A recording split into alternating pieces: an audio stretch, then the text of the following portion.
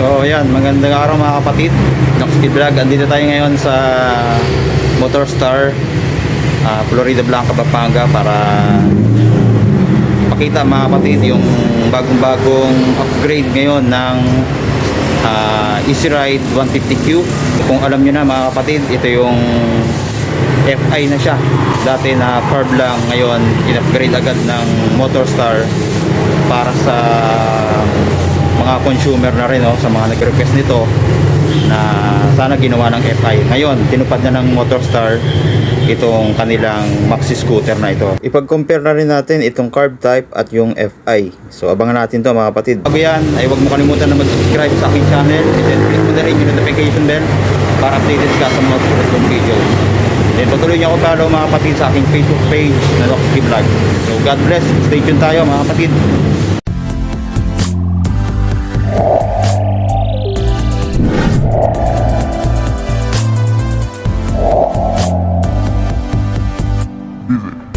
Noxkid Vlog.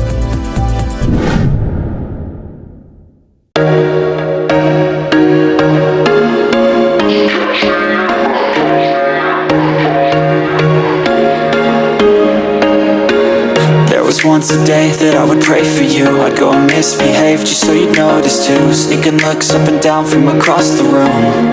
And damn, what a hell of a view. I feel good, you look great. I like you, I can't wait. A first time, a first date. You're so fine, I'm so late. You sip wine, I drink straight. Don't waste time to my place. I feel my heart erase.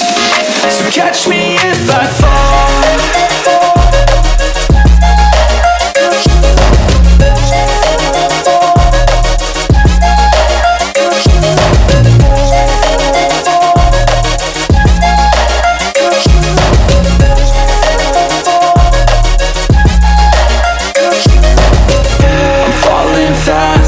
Here praying that this night's gonna last.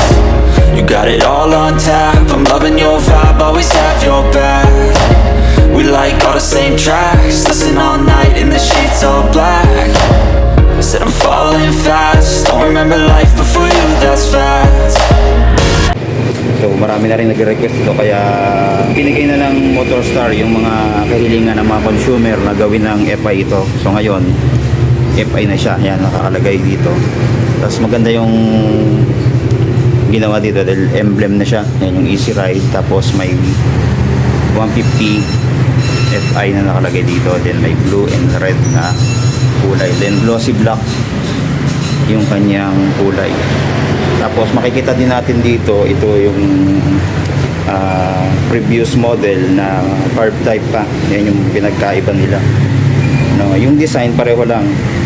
Yung nagkaiba lang yung decals tsaka yung emblem dito, ito yung dati 150Q na carb type pa. So ngayon ganito na siya mga kapatid, emblem na siya. Mapapansin nga natin dito yung kanyang fuel system. Yan yung FI mga kapatid. Ito na yung bagong fuel system ng 150Q. So ibig sabihin mas matipid na ito sa gas mga kapatid. Susubukan na natin yung fuel efficiency nitong FI, tapos sa design niya nung carb tsaka ng FI same naman. Ang pinagkaiba lang mga kapatid, itong logo niya dito ng Motorstar. Yan, meron na siyang logo dito sa may harap, pero yung carb type ito wala pa siya dito. So dito nakakabit sa may windshield, yan, pero lang naman mga kapatid ng windshield ito. Tapos yung mga ilaw niya puro LED na rin mga kapatid. Pareho lang din naman nung sa carb type, Tapos pati yung design sa fender pareho pa rin yan. Ang nagkaiba lang yung nakalagay dito na sticker or decals na sports. Ito wala kasi, ang meron dito sa may telescopic port niya na Super Motorstar. Pero meron din naman dito, Yan. Tapos sa mga gulong, same pa rin naman, naka-tubeless na to. Naka-disc brake sa harap at sa likod. Yan yung kanyang disc brake. Then ito yung sensor sa kanyang speedometer, ano. Tapos naka single pot caliper. Yan na malaki, no. Tapos sa fuel tank capacity pareho pa rin mga kapatid, no. Tapos dito lang nagkaiba, yung motor star doon sa carb type ay kulay black yung decals niya. Dito naman ay naka silver. Tapos dito may silver din dito. Doon kasi naka silver and red. Ayan. Pagdating naman sa cooling system nitong FI ay naka oil cooler na siya. So mas maganda na to dahil pwede na sa long ride. Compare mo sa carb type ay naka air cooled lang. Pero okay din naman yun mga kapatid. Tapos may cover yung kanyang pan. Sa carb type po ay wala. Pagdating naman sa kanyang muffler, ayan yung heat guard, and then yung muffler niya ay same naman. So wala namang pinagbago mga kapatid sa kundi yung fuel system. So ang gusto lang parating dito ng Motorstar yung maging convenient tayo sa gasolina, no? Kung makakatipid tayo dahil sa panahon nga natin ngayon ay napakataas ng gasolina, kaya kailangan talaga yung matipid sa gasolina. Yan. So dito sa likod ay naka mags din, then tubeless. Then ang kinagandahan nga yung kanyang disc brake ay nasa loob.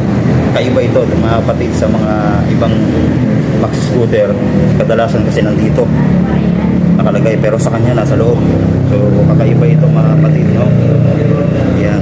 So may purpose daw yan kung bakit dyan nakalagay sa side na yan. Then sa upuan same pa rin naman, no? Ang itsura yung carb type, yan yung carb type. Then ito naman yung sa FI.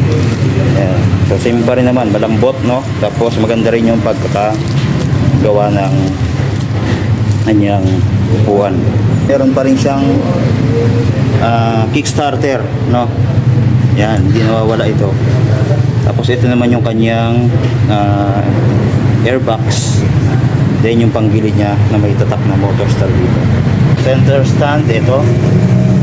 Then sa kanyang side stand, ito, ordinary lang mga kapatid, wala siyang kill switch, no? So ito yung isa pang kulang dito, no?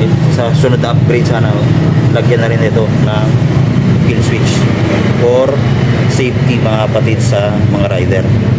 Then sa kanyang tapakan dito, no? Yan, napaka haba niyan. Pwede kang tumapak dito and then dito. Yan yung kanyang footdex, no? Kanyang panel. So alam nga natin yan na fully digital na yan. So nakita na natin ng previous na vlog natin dito, no? Yan, may selection na rin mga kapatid sa kanyang trip A, trip B, no? Pwede nating ano yan.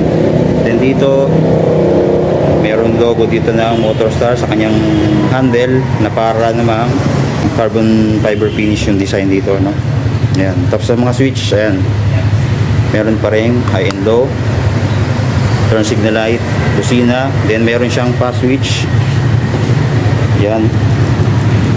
Then dito sa kabila meron siyang patayan pa rin ng mga ilaw. Ayan. Patayan ng makina pala ito. Ayan. Tapos bukasan ng ilaw, then yung electric starter niya. Then sa throttle nito, ayan, makita natin. So malambot din mga kapatid, no? Yan yung pinagandahan dito. Ayan, sa kanyang ignition, so same pa rin naman nung sa carb. May ilaw din to mga kapatid pag nakabukas na siya. So ngayon hindi pa siya na-operate, wala pa siyang battery. Yung fuel niya dito rin, tsaka yung seat, pindutan niya. Tapos may pocket, same pa rin naman nung dati. Yan, malalim dito. Ganon din dito sa kabila. Yan, no?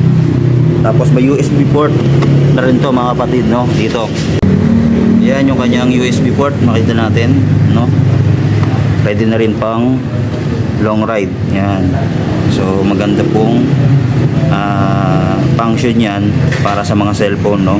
Paglalobat, magagamit po natin yan. Yan po. So yan po yung Easy Ride 150Q na FI natin ngayong 2023, no? So abangan natin to mga kapatid na ma-release pa sa ibang mga branch. So ngayon ito pa lang yung available dito sa branch sa Florida Blanco, Pampanga branch, ano? Itong kulay black na ito. Cash price nito ay nasa 75,000 pesos. So murang-mura pa din mga kapatid. Compare sa Park, nasa 68,000 po yung kanyang price, no? Konti lang yung difference. Dinagdag dito mga kapatid yung sa kanyang fuel injected. Siyempre mas magandang klase yon, kaya medyo mas tumaas na rin. So ayun, maraming salamat sa panonood.